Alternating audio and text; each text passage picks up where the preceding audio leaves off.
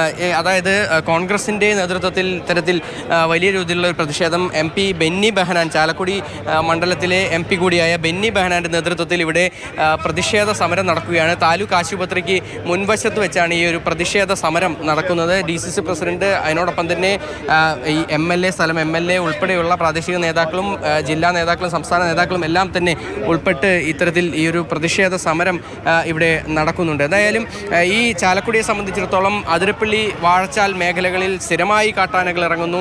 പക്ഷേ ആ സ്ഥലങ്ങളിലൊന്നും തന്നെ കൃത്യമായ ഫെൻസിങ് സംവിധാനങ്ങളോ മറ്റോ ഒന്നും തന്നെയില്ല. അതൊരു വലിയ പ്രശ്നമായി തന്നെ ഈ ജനങ്ങൾക്ക് ജീവിതത്തെ ബാധിക്കുന്നു, കർഷകരെ ബാധിക്കുന്നു എന്നുൾപ്പെടെയുള്ള പ്രശ്നങ്ങൾ നേരത്തെ തന്നെ ഉണ്ട്.